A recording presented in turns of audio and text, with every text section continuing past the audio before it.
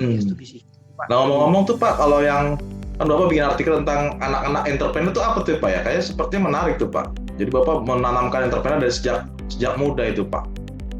Ya, itu kejadian tahun 2012, 2013 lah. Ya, kebetulan anak saya sekolah di SD Tarakanita 2. Jadi setelah dia lulus, saya pernah aktif di kegiatan orang tua murid di sana. Lalu diajak sama guru, Pak, gimana kalau mengajar ekstrakurikuler di sekolah? Tentang apa ya, Bu? Gitu. Ya tentang entrepreneurship. Wah, menarik. Ya, memang kita lagi geluti itu. Passion kita di entrepreneurship. Ya. Nah, mulailah kita merancang, dan kebetulan saat itu saya juga konsultan di bidang kompetensi based human resource management. Dulu sempat bekerja di Andersen Consulting yang sekarang menjadi Accenture. Jadi hal yang terkait dengan kompetensi itu udah menjadi bagian dari kehidupan saya waktu itu menjadi konsultan SDM ya. Kemudian salah satu kompetensi yang kita mau kembangkan adalah kompetensi entrepreneurship.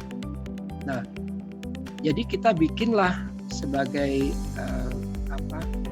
karya kita di situ bisa diberi kesempatan oleh sekolah untuk mengajar ekstrakurikuler entrepreneurship. Ya kita terapin berbasis kompetensi, fungsi. Nah, kita waktu itu intinya ngajar di SD Tarakanita 2 itu kelas 3 sampai kelas 6 adalah mengajarkan anak-anak bukan berdagang loh, ya. Entrepreneur nggak disalah tafsirkan pedagang gitu. Padahal bukannya itu ya. Ya. Bisa juga menciptakan lapangan pekerjaan. Dia bisa menjadi problem solver. Dia bisa menjadi inspirator, bisa menjadi orkestrator dari berbagai pihak ya, menjadi kolaborator ya. Jadi banyak sekali fungsi-fungsi entrepreneur itu. Nah, kita berbasis kompetensi, kita ingin ajarkan apa? Kepemimpinan. Jadi yang sebenarnya kita ajarkan di anak-anak SD Tarakanita itu adalah kepemimpinan yang berbasis pada entrepreneurship atau kita sebut entrepreneurial leadership gitu. Nah, apa yang mau kita tonjolin kepada mereka? Pertama, mereka harus bisa menjadi orang yang bisa mengenali problem. Problemnya apa sih yang terjadi gitu ya. Kemudian mereka juga harus punya alternatif solusi yang kreatif ya. Solusi-solusi yang inovatif ya. Bentuknya apa kegiatannya? Ya salah satunya adalah membuat majalah dinding. Ya, majalah dinding anak-anak sekolah. Tapi kita ajarin mereka membuat mind mapping. Bagaimana caranya membuat apa yang dibutuhkan oleh teman-temannya pada waktu mereka menyajikan majalah dinding. Terus kemudian kita juga ajarin mereka untuk visit ke resto-resto ya, karena ya sambil makan siang ya sama anak-anak ya. Jadi kita ajarin mereka datang ke salah satu resto yaitu The Cost. Nah, yang Pak Agung lihat itu pada waktu kita kunjungan ke The Cost. Ya. Oh, itu kunjungan. Saya pikir makan bareng, Pak. Ya, sambil Pak. Setelah itu makan bareng. Ya, yang dikunjungi dari juga Pak? Dari dapurnya atau apanya Pak yang dikunjungi? Maksudnya lebih ke proses semuanya. Oh, semuanya. Oh. Jadi kita ajak pertama sebelum pergi, saya bilang sama mereka 1 minggu sebelumnya, minggu depan kita akan pergi ke Resto The Cost ya. Saya ingin anak-anak sekalian tidak datang ke sana sebagai murid SD Tarakanita 2, tetapi kalian adalah calon-calon entrepreneur juga gitu. Jadi kalian calon-calon pebisnis nih nantinya nih ya. Jadi tanyalah hal-hal yang seolah-olah kalian mau membuka bisnis yang sama. Atau sama gitu ya. Dan ternyata betul, begitu mereka datang ke sana, kita kunjungi, datang ke dapur ya. Kemudian datang ke resepsionisnya atau counternya di depan, tanya-tanya tentang bagaimana cara membayar, cara memesan, ya, cara melayaninya. Ke dapur mereka melihat apa yang lagi dimasak, bagaimana mengatur menu, bagaimana mengatur pemesanan dan sebagainya gitu. Mereka dapat pengetahuan itu, ya. Nah setelah itu kita duduk bareng-bareng, kita dengerin ceritanya para manajemen ini bicara, ya. Jadi mereka cerita, ya, dan setelah itu tanya jawab. Ya. Yang mengejutkan adalah pertanyaan-pertanyaan seperti ini. Apa tuh Pak?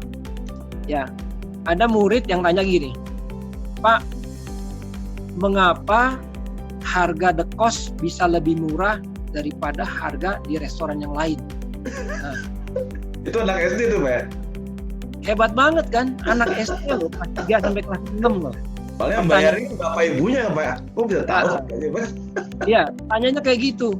Ya, manajemennya lalu menjawab bahwa mereka menangkap ikan atau hasil laut, mereka simpan di gudang mereka. Mereka membeli dari para nelayan dengan harga yang murah daripada mereka membeli di pasar. Makanya harganya bisa murah. Wah, ini juga kan penjelasan kelas mahasiswa kan? Betul. Keren. Lalu ada pertanyaan lagi pada waktu kita ajak ke McD misalkan. Kita ajak ke McD itu di tahun yang berbeda.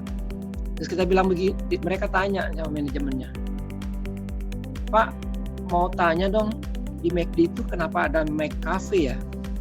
Kan itu bukan makanan fast food, itu kan kopi, itu kue. Kenapa ada di situ ya? Kira-kira gimana tuh pertanyaannya? Ya kan? Itu kan manajemen harus menjawab bahwa ini adalah diferensiasi produk dan sebagainya. Ngerti gak tuh anak-anak diferensiasi? Iya, bingung ya jawabnya. Tapi mereka bisa menjawab dan anak-anak itu sangat senang ya, bisa mendapatkan pengalaman yang berharga. Dan ternyata mereka tuh menerapkan mind map.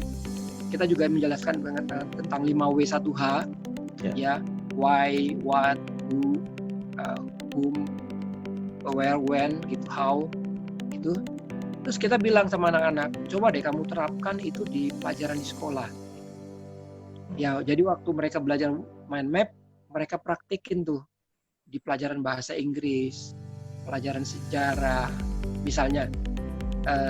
Kerajaan Sriwijaya itu rajanya siapa, tahun berapa, ya apa yang terjadi pada saat itu, kejayaannya pada raja siapa, itu mereka pakai mind map. Dan setelah selesai masa ulangan, mereka lapor, Pak, sejarah saya dapat 100. Wih, luar biasa banget ya. Bayangin dari masalah entrepreneurship ekstrakurikulum, ya ekstrakurikuler.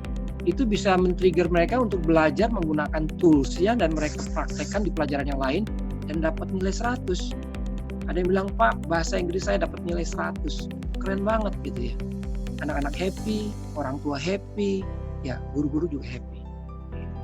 Jadi yang kita ajarin adalah semangat spiritnya, spirit entrepreneurship.